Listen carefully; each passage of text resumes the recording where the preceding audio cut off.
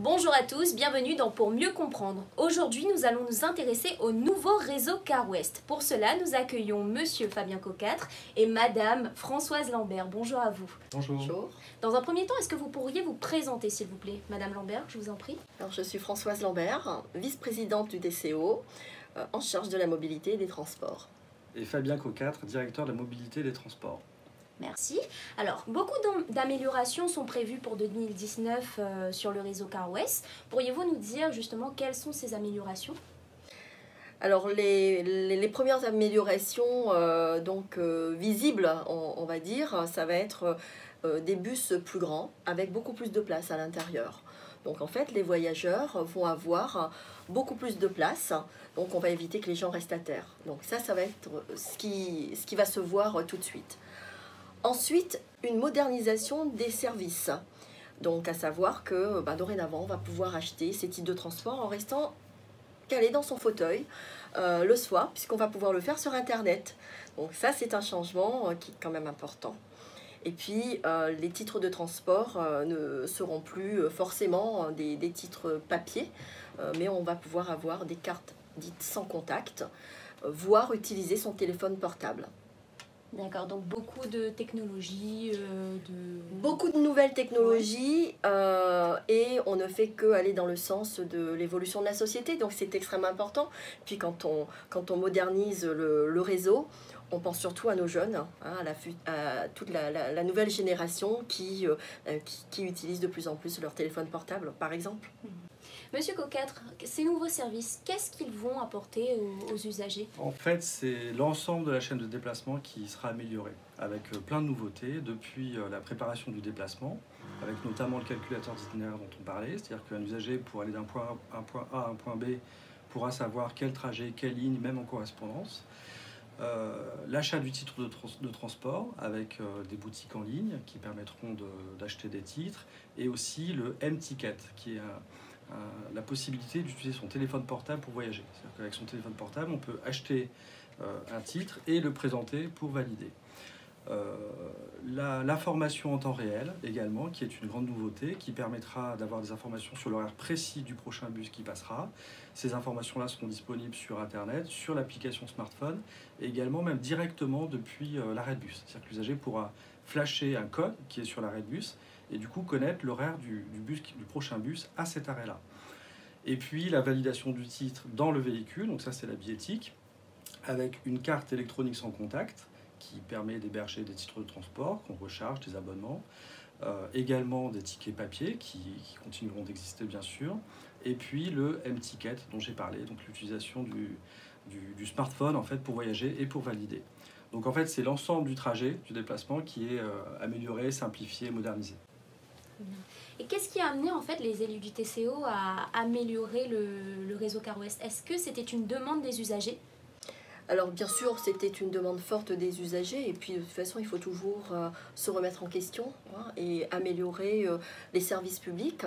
Et là, clairement, avec tous ces nouveaux services, je pense qu'on amène vraiment une amélioration pour les usagers. Donc comme le disait Monsieur Cocâtre, rien que le fait de savoir à quelle heure exactement va passer le prochain bus, c'est un plus qui est extraordinaire, qui est énorme. Quand on connaît les embouteillages que l'on a dans l'Ouest, partout sur l'île, mais dans l'Ouest, donc rien que le fait de savoir qu'il faut qu'on attende encore 10 minutes, psychologiquement, c'est important. Donc voilà, donc c'était une nécessité, on l'a fait. Oui, et j'ai entendu que le TCO achète de nouveaux bus dans ce cadre-là. Est-ce que vous pourriez nous en dire plus ? Oui, le TCO s'est engagé dans un programme d'acquisition. Il y a plus de 90 bus qui sont prévus. Il y en a déjà 23 qui ont été achetés l'année dernière, c'est une cinquantaine cette année, puis il en restera encore 20 ensuite. C'est un effort financier significatif du TCO, puisque à hauteur de 12 millions d'euros. Et ces bus qui seront neufs, modernes et surtout finalement plus grands, parce que c'est là l'objectif, on en a parlé. L'idée c'est de lutter contre les problèmes de surcharge. Le principe c'est de remplacer un bus de 9 places par exemple par un bus de 20 ou 30 places, un bus de 20 places par un bus de 40 places, etc. Et donc de faire augmenter le nombre de places en fait, qui sont offertes aux usagers. Pourquoi? Parce que, en fait, trop souvent, on a les véhicules de petite taille notamment qui partent du départ de la ligne et qui chargent des passagers petit à petit et en cours de route qui se retrouvent pleins. Le problème, c'est qu'un usager qui attend le bus derrière voit passer un bus plein et il doit attendre le suivant en croisant les doigts pour qu'il y ait une place. Donc quand on a besoin de se déplacer, le fait de ne pas pouvoir monter dans le bus, en termes d'expérience utilisateur, c'est quelque chose de rédhibitoire. Et le moyen de lutter contre ces problèmes de surcharge, c'est très simple, il faut augmenter la taille des bus. Et c'est précisément ce que fait le TCO. Oui. Et du coup, on voit bien que l'usager, de toute façon, il est au centre de tout, car c'est lui le principal concerné là-dedans. Vous avez créé un comité d'usagers. Pour le coup, quand est-ce que vous vous rencontrez? À quoi sert-il concrètement ce comité d'usagers? Alors, je crois qu'il est extrêmement important d'écouter les usagers, d'écouter les personnes concernées par ce service que nous offrons. C'était une évidence qu'il fallait créer ces comités d'usagers. Donc en fait, ils sont une trentaine aujourd'hui. Sur chaque secteur géographique, ils vont se réunir de manière sectorielle et ils vont pouvoir nous faire remonter leurs besoins les plus prégnants ou alors des dysfonctionnements également pour qu'on puisse réagir. Donc voilà, l'écoute usagée est extrêmement important pour nous. Par ailleurs, le TCO sera aussi très présent pour pouvoir informer le public sur les évolutions qui vont avoir lieu.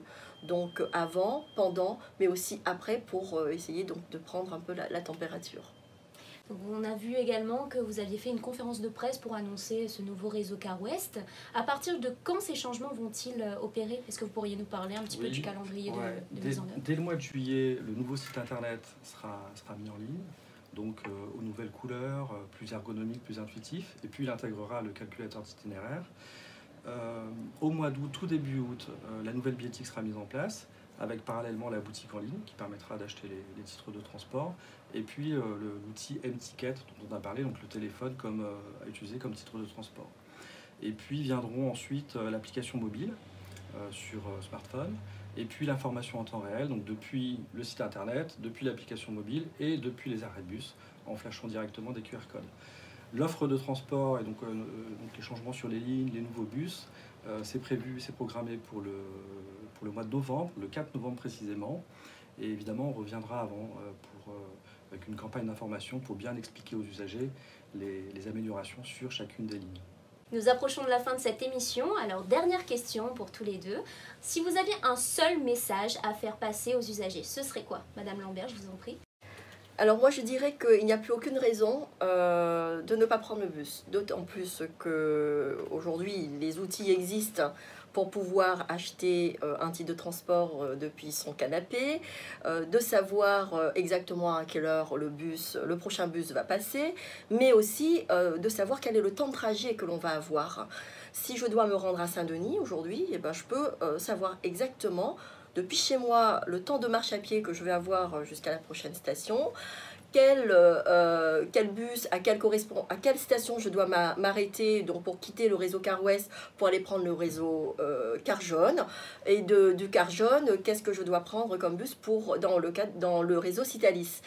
Donc c'est une avancée considérable et en plus, je dirais que ce serait aussi un moyen d'avoir un geste citoyen, d'éco-citoyen, que de laisser tomber sa voiture pour réduire ces embouteillages énormes que nous subissons tous. Le nouveau réseau Car West, c'est les gaillards. C'est pas mal, oui, merci Madame Lambert. Et vous, Monsieur Cocâtre? Je dirais que ce programme d'action, il a pour objectif de rendre les transports publics plus attractifs. Mais sans doute, demain, tous les usagers n'abandonneront pas leur voiture pour autant. Par contre, ce qui serait positif, c'est que chacun s'interroge sur ses habitudes en matière de déplacement. Est-ce que pour certains trajets, je ne peux pas abandonner ma voiture et faire le trajet à pied? Quelle est l'offre de transport qui passe à côté de chez moi? Est-ce que je ne pourrais pas, pour aller travailler, prendre le bus, qui coûte moins cher que la voiture? Et donc finalement, le message, ce serait que chacun se pose cette question simple. Pour mes déplacements, est-ce que je fais toujours le bon choix? Merci à vous en tout cas Madame Lambert et Monsieur Cocâtre. Merci Gaëlle. Et merci à vous d'avoir suivi notre émission pour mieux comprendre. N'oubliez pas de nous suivre sur Facebook, Twitter, Instagram, LinkedIn. À très bientôt.